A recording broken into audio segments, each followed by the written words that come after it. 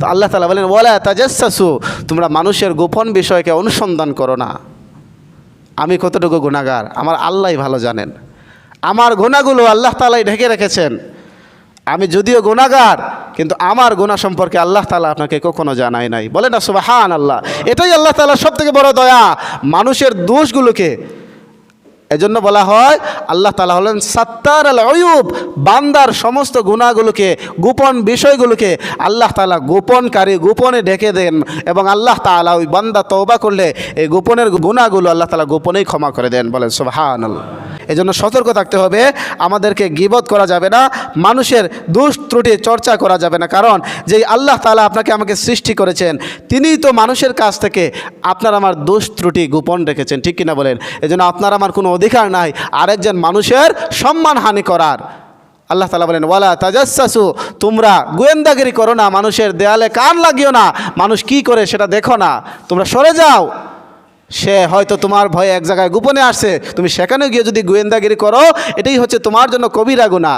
আর ওয়ালা ইয়াগতাব বা'দুকুম বা'দা, তোমরা একে অন্যের গীবত করো না, কারণ গীবতটা হচ্ছে কবিরা গুনাহ এবং মরা ভাইয়ের গোশত খাওয়ার সমান। এজন্য হাজিরিন, যারা আমরা নিজেকে ইমানদার দাবি করি, এই ছোট্ট মনে হলেও আমরা খুব সহজেই আরেকজনের গীবত বলে দিই না, ওই লোকটা তো ভালো না, ওই লোকটা দেখতে কালো, ওই লোকটা দেখতে খাটো। এই যে এরকম আমরা মানুষের গীবত করি, মানুষের দুশ্চর্চা করি, এটা সম্পূর্ণ হারাম এবং নিষিদ্ধ। কারণ আল্লাহর সৃষ্টি, আল্লাহ কাকে কালো করে সৃষ্টি করেছেন, কাকে সাদা করে সৃষ্টি করেছেন, কাকে খাটো করে সৃষ্টি করেন, সেটা তিনিই ভালো জানেন। মানুষ বলতে ভুল ত্রুটি হতে পারে। আমাদের সব থেকে বড় দোষ হলো কি, আমরা নিজেদের গুনাহগুলোকে ছোট করে দেখি। আমরা নিজে একটা ভুল করলে সেই ভুলটাকে বেশি বড় মনে করি না। আর আরেকজন মানুষ যদি আপনার চোখে একক তো নামাজ না পড়ে, আপনি সঙ্গে সঙ্গে তাকে বেনামাজের ট্যাটু লাগিয়ে দেন, ঠিক কিনা বলেন? সে হয়তো তার ঘরে গিয়ে নামাজ পড়তেছে, আপনি দেখতেছেন না। সে হয়তো কোনো কারণে, কোনো অজরবশত তার অজুর প্রয়োজন, গোসলের প্রয়োজন, পবিত্রতা অর্জনের প্রয়োজন হতে পারে, আপনি সুধারণা করেন, কুধারণা আপনি কেন করবেন? অর্থাৎ আরেকজনের ছোট্ট একটা সগীরা গুনাহ আপনার কাছে কবিরা গুনাহ মনে হয়। আর আপনি যে কবিরা গুনাহ করেন, ঠিকমতো জামাতে আসেন না, নামাজ পড়েন না, মানুষকে গালি দেন, মানুষের সম্পদ ঠগিয়ে খান, সেটা আপনার চোখে বাজে না।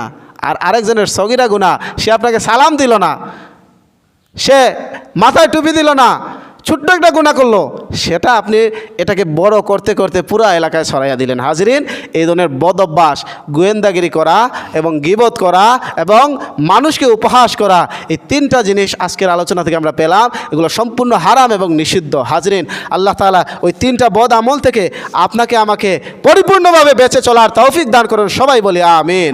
কারণ এই আমলগুলো যদি আপনি ঠিক না করতে পারেন, মানুষের যদি গীবত করেন, মানুষের অজান্তে যদি মানুষের সম্মানহানি করার চেষ্টা করেন, গোয়েন্দাগিরি করার চেষ্টা করেন, মানুষকে যদি উপহাস করেন, যতই নামাজ পড়ুন, রোজা রাখুন, আপনার ওই আমলগুলো কিয়ামতের ময়দানে আপনাকে জাহান্নামের আগুন থেকে বাঁচাতে পারবে না। তাই আসুন আমরা নিজেরা নিজেদের আমলকে পরিশুদ্ধ করি, এক আল্লাহ তাআলার দরবারে নিজেদের মাথাকে নুয়ে দেই। কে কি করলো না করলো সেটা তার বিষয়, পারলে আমি তাকে সঠিক সমাধান দেব, সরাসরি তাকে বুঝিয়ে বলবো, ভাই এইটা ঠিক না, ওইটা করো, তাহলে আপনি আমি জাহান্নাম থেকে বেঁচে যাব।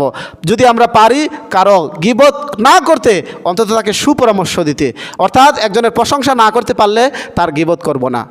আল্লাহ তাআলা আমাদের সবাইকে নেককার এই নেক গুণগুলো অর্জন করার তৌফিক দান করুন। সকলে বলি আমিন। ওয়া মা আলাইনা ইল্লাল বালাগ। আসসালামু আলাইকুম ওয়া রাহমাতুল্লাহি ওয়া বারাকাতুহু।